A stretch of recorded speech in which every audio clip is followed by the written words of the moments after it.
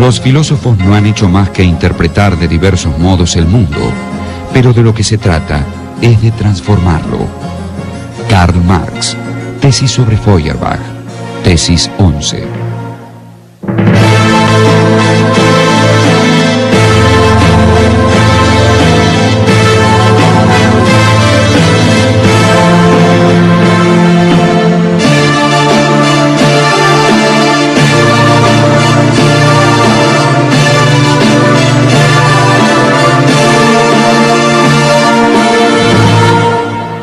Karl Marx. Marx es un filósofo que plantea fundamentalmente que al mundo no hay que interpretarlo sino transformarlo. Plantea la filosofía de la praxis, la unión de la teoría y la práctica, la acción directa para transformar el mundo. Marx es un hijo directo de la filosofía clásica alemana. En realidad, la concepción de Marx viene de tres vertientes grandes. El socialismo utópico francés, con Owen, Lamennais y Saint-Simon, fundamentalmente Saint-Simon y Lamennais, la economía política inglesa y la filosofía clásica alemana, que está conformada fundamentalmente por Hegel y por Feuerbach, que son los principales maestros de Marx. Marx existe en el debate contemporáneo, existe en esto que estamos diciendo. Marx fue sometido a un duro examen por parte de Sartre, que finalmente se acercó mucho más a él de lo que él mismo hubiera previsto, diciendo una frase que de alguna manera es una frase que sigue siendo interesante. Marx es un pensador de ciertas condiciones del mundo y de la historia que aún no han desaparecido, de modo tal que la lectura de Marx se arrastra como un lento río a lo largo de estas grandes mutaciones tecnológicas, de lo que llamamos capitalismo, que lo tienen a Marx como un compañero indisoluble. Por eso Marx tiene una gran actualidad.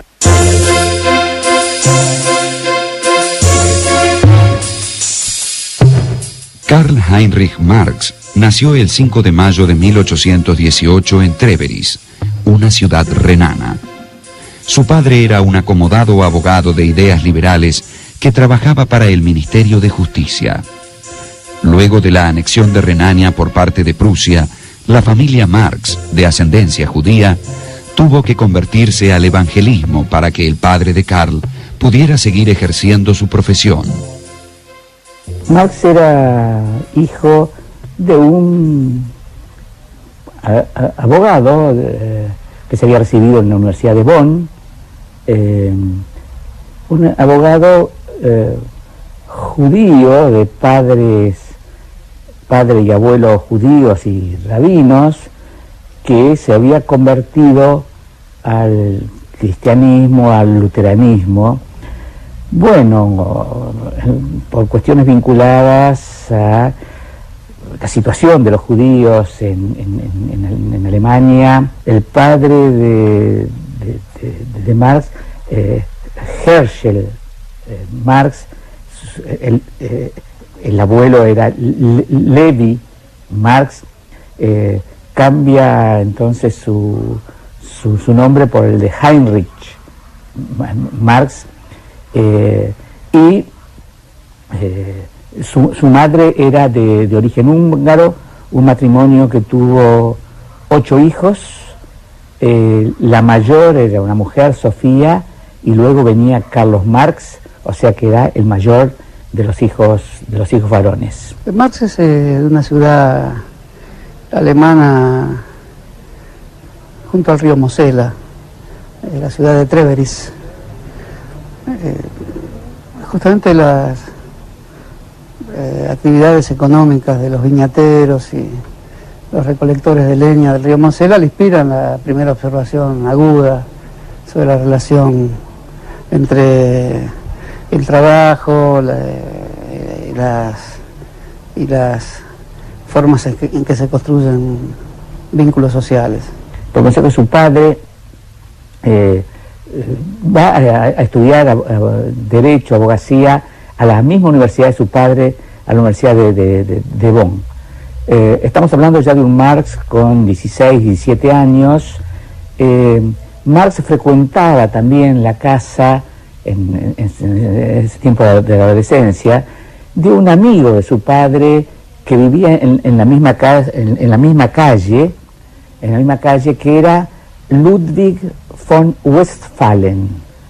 decir Westfalen puede provocar asociaciones con Westfalia, o sea, está claro que el Ludwig von Westphalen pertenecía a la aristocracia, a la alta burguesía, y además, entre varios hijos, tenía una hija. La hija era Jenny von Westphalen, a la que Marx, en esa etapa de la adolescencia y cuando iba para Bonn, pidió el matrimonio. Lo que, pese a la diferencia de clase, le fue efectivamente concedido, y entonces, bueno, por lo menos se confirmó el compromiso correspondiente.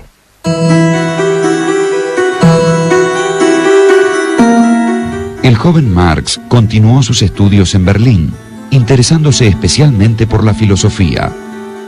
En 1841 obtuvo el título de doctor en filosofía con una tesis sobre las diferencias de la filosofía de la naturaleza en Demócrito y Epicuro. Del atomista y materialista Demócrito con el espiritualista Epicuro. Es curioso que en su tesis, digo, no de manera, en fin, terrible, digamos, se pronuncia de algún modo por el espiritualista Epicuro por sobre Demócrito. Digo, curioso pensando en el desarrollo posterior de Marx.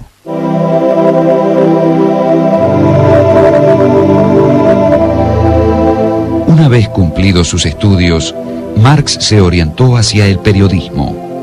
En 1842 se instaló en Colonia y conoció a quien sería su fiel amigo e íntimo colaborador, Friedrich Engels. Al año siguiente escribió algunos ensayos y su Crítica de la filosofía del derecho de Hegel.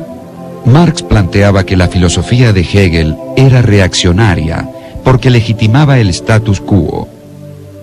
Hegel es un idealista y plantea que la dialéctica es entre la idea y la materia, que es una degradación de la idea, desde el punto de vista filosófico.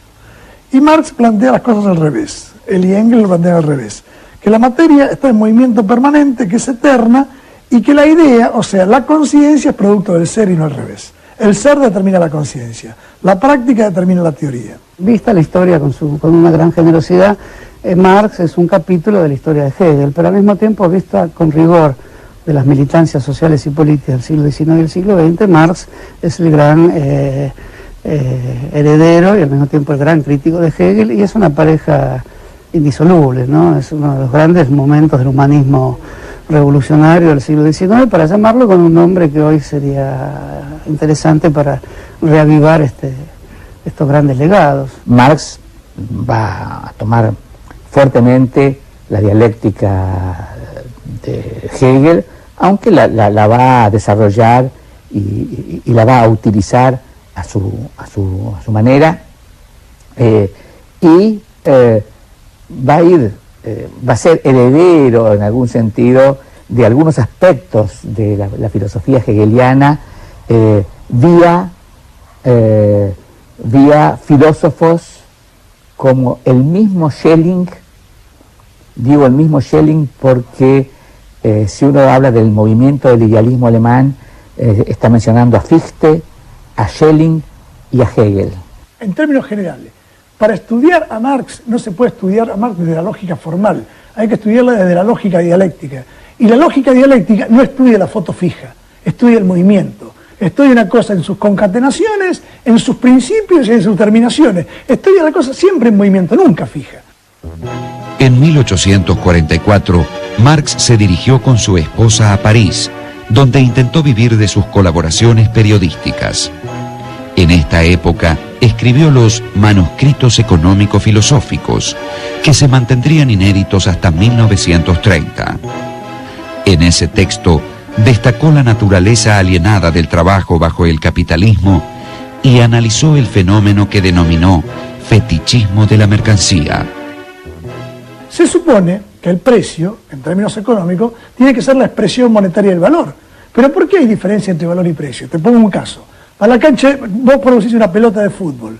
Supongamos que la producción de la pelota de fútbol te cuesta X tiempo producirla, por lo tanto, ese tiempo transfigurado en una medida monetaria son 100 pesos. Macanudo, la pelota vale 100 pesos porque cuesta X tiempo producirla. Pero vos la llevas a la cancha de River llena, cuando estás jugando con Boca, la pones en circulación, la pelota, y después la sacás en circulación. ¿Qué precio tiene esa pelota?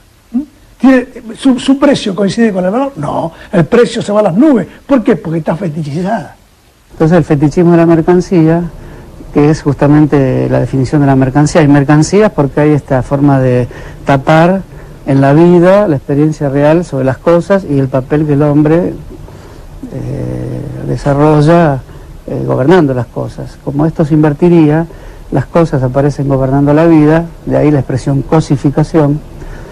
Marx realiza esa formidable crítica que después tendrá una consecuencia en toda la filosofía del siglo XIX y del siglo XX, sobre todo el siglo XX, y en la Escuela de Frankfurt particularmente, muy amplia.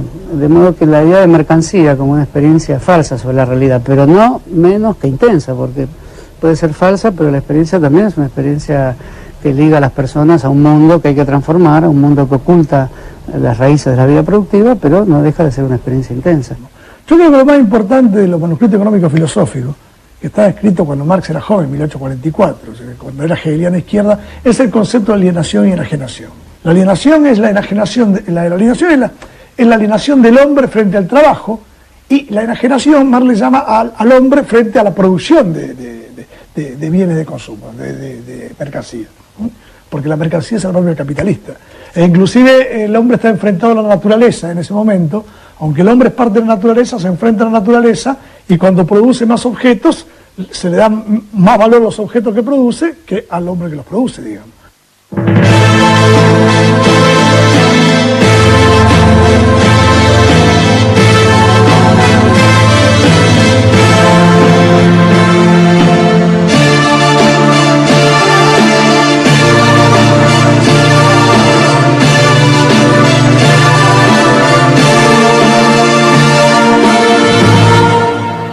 Karl Marx.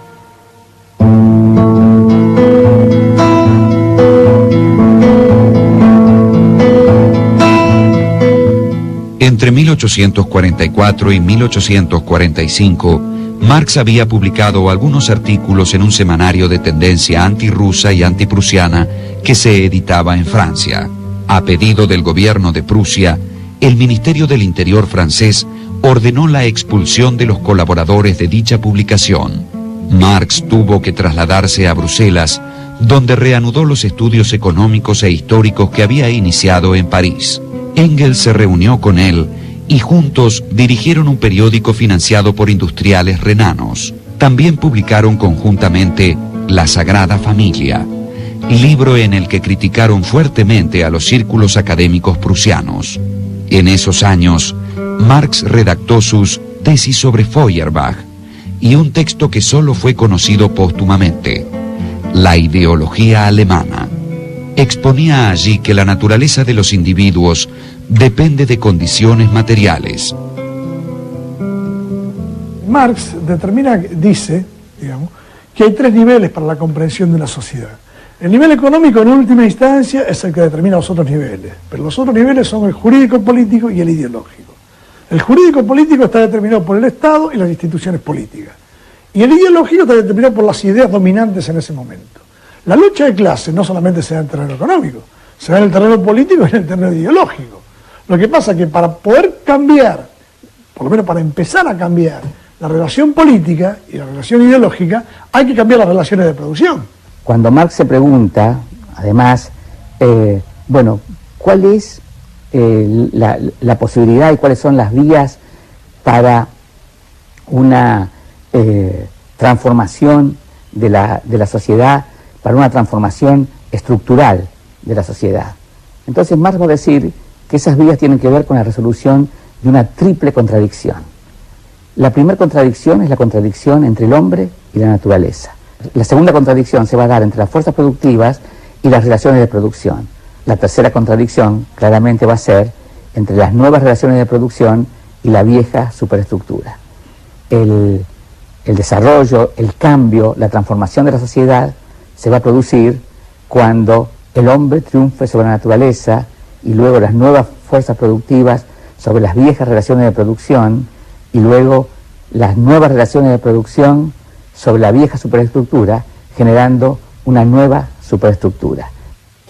En 1847, Marx participó en Londres en el segundo Congreso de la Liga de Comunistas, con quienes estaba vinculado desde 1844. Este Congreso le encargó confeccionar, junto con Engels, un manifiesto comunista, que fue publicado en febrero de 1848. Allí, Marx y Engels expusieron, entre otras cosas, que la historia de las sociedades es siempre historia de las luchas de clases. Fue la piedra angular de lo que luego recibió el nombre de materialismo histórico. Es la materia que es el vínculo de relación de la sociedad con la naturaleza. Por supuesto está la naturaleza de por medio, pero esta está siempre transformada por el trabajo. Y cuando el trabajo al mismo tiempo aparece como un acto creador del humano, la materia se define como autocreación permanente del humano. Creo que esa es la mejor manera de interpretar el materialismo histórico.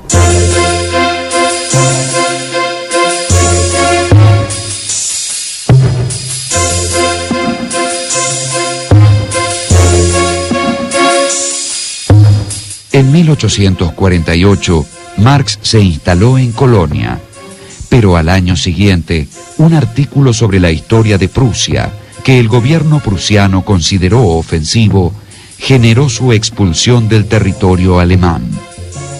En agosto de 1849 se estableció en Londres.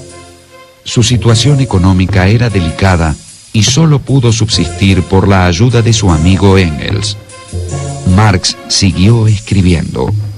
Entre 1850 y 1852, publicó dos admirables estudios históricos: Las luchas de clases en Francia y el 18 Brumario de Luis Bonaparte.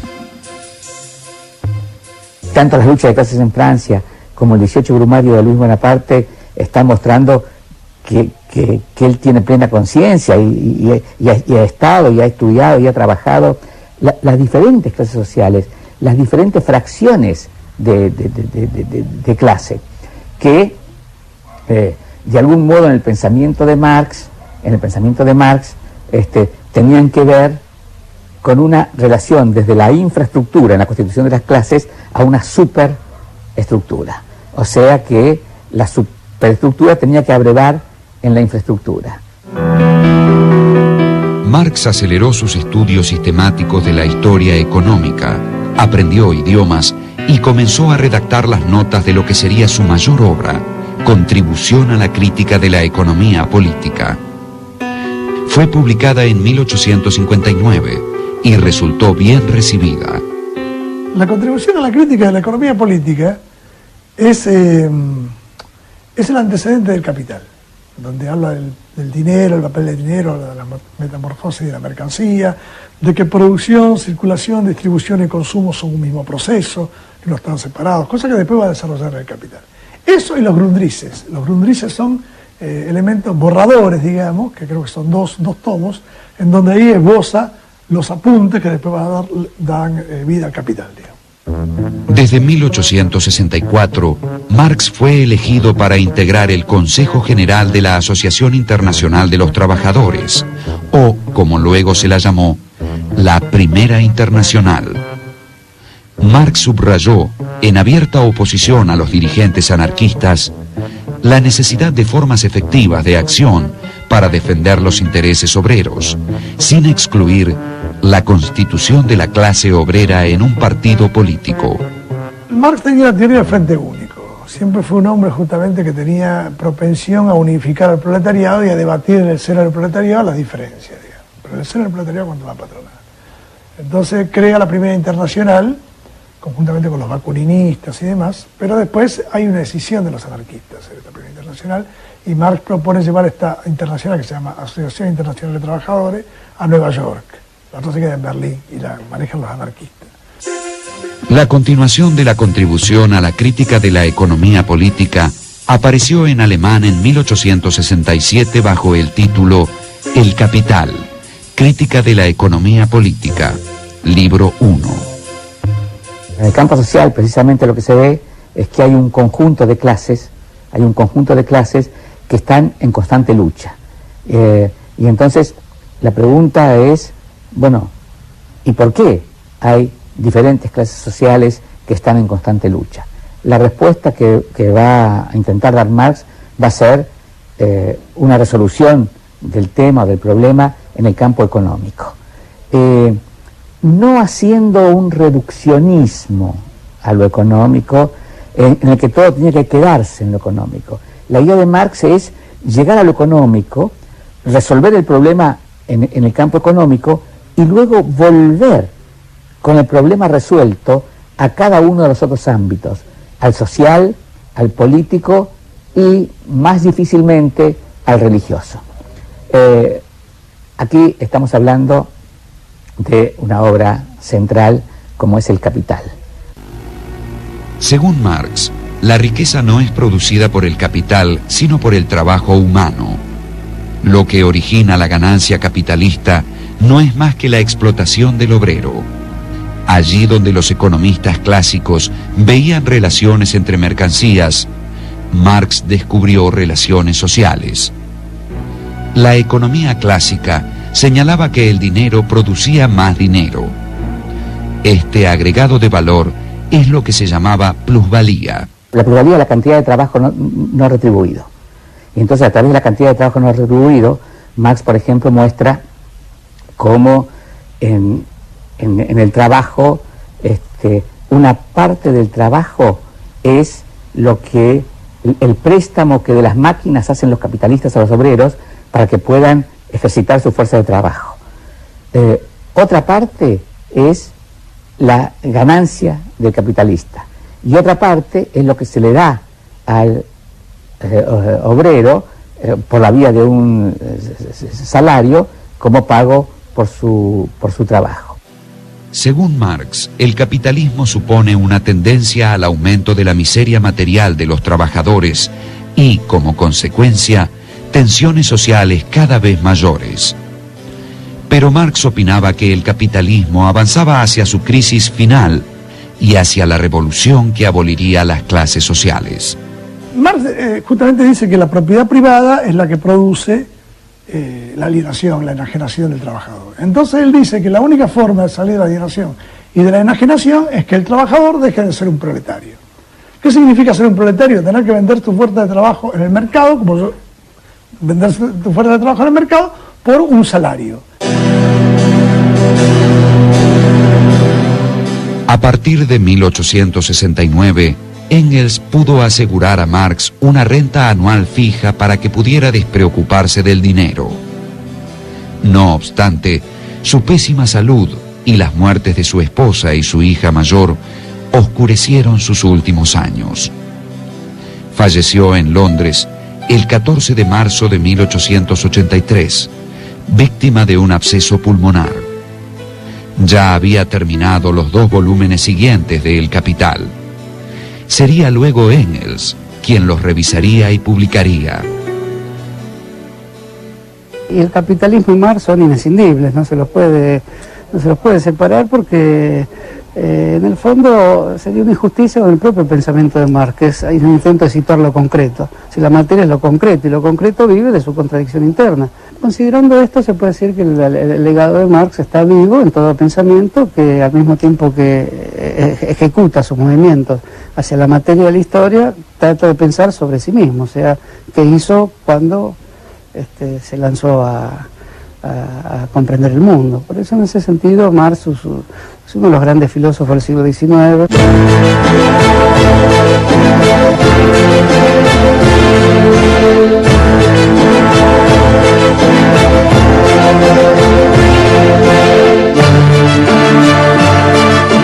Las ideas de Marx influyeron en el movimiento obrero en general y en grupos autotitulados marxistas.